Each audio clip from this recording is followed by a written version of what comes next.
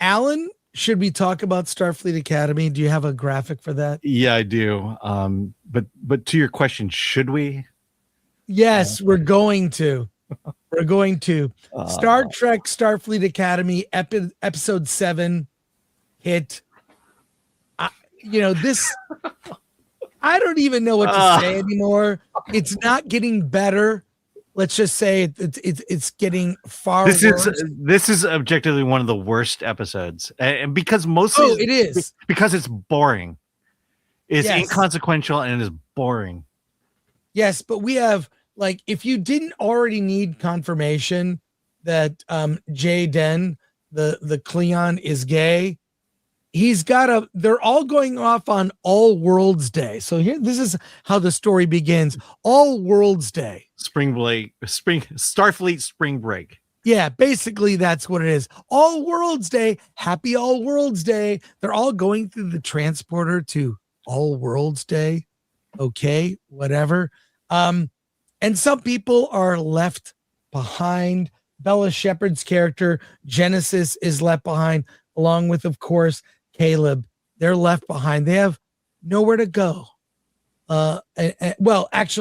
Genesis comes back early, and Caleb is there with her, and they kind of hang out at an empty Starfleet Academy together. The B story involves what's his name? The character's name's escaping. It's Darum. Darum's character, he's getting married.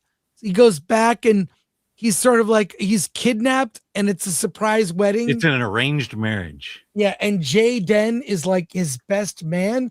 Jaden was originally about to go on vacation to Ibiza with his Kyle, his tiny white earthling boyfriend. From the War College. From the War College. They're straight up a couple now.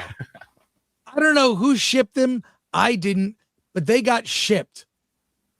So Jaden goes off with Kyle. He was going to go off with Kyle, but somehow gets dragged in to what's his name's Darum's wedding, has to give a speech. He's full on just wearing a dress now, and I just 69. I just this is on purpose. This is all so bad. This is all awful. This is where things go. There's these, parallel stories happening. Genesis' character wants to be a captain. Holly Hunter's character is like, you're gonna be on the captain's track now. Oh, great. But somehow she comes back early from vacation to these are spoilers, by the way. Does anyone care about spoilers? You probably don't if you're listening to this. And she somehow wants to hack in because there's information in her file that's been passed on to the committee that will look at her going on the captain's track that she's in fear of. And it is so dumb when it's revealed. Yeah. This show is all about, there's never any consequences for bad behavior by characters. Never. As long as you have a heart of gold. It's all about the characters' feelings. These are insufferable characters. I can't believe we're only watching this to goof on it at this point. And it makes me sad that Star Trek is at this point. I'll tell you why. Because so many other things about the show are very good. The special effects, it seems like they spent a lot of money on the digital effects, the production design.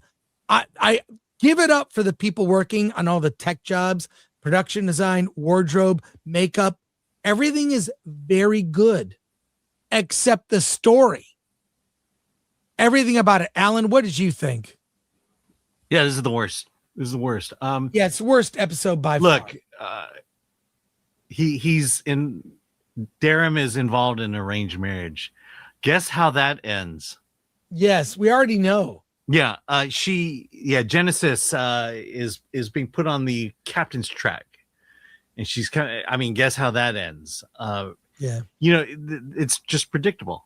And then question was asked a couple of weeks ago, I think it was on Versus, but who is Starfleet Academy for? This is the Disney Channel episode. This is the episode of discovering who you are.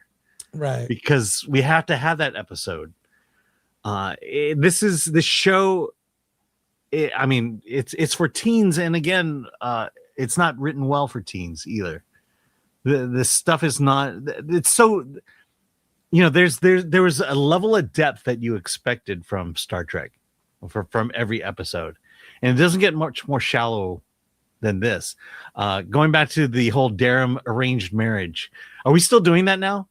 I mean, where in the world are we still doing arranged marriages? When is this a thing that kids are worried about, that their parents are going to set them up to get married to someone they don't want to be married to?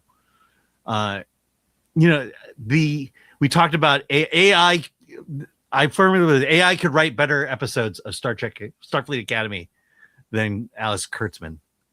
And that's my point about that is, you know, the reason AI does so well is because humans have become stupid and uncreative, and this is a result of that. Well, I mean, it was like we had, of course, Roger Avery on the show earlier this week. He talked about Starfleet Academy. His comments on Joe Rogan. I mean, when a lot of people clipped those comments, you know, it was turned up in one of Nerdrotic's videos. We did a video commenting on what he said. He just said there's probably too many women involved in this series, where it's traditionally a male. Doesn't mean Star Trek does not have female fans. Yes, of course it does, but it's missing kind of. There needs to be balance. That balance is important. So, yeah, I mean, remember when Star Trek used to hire like technical advisors and philosophers and yes, yeah, not anymore. Yeah, this is the worst episode. It does more damage than the Acolyte.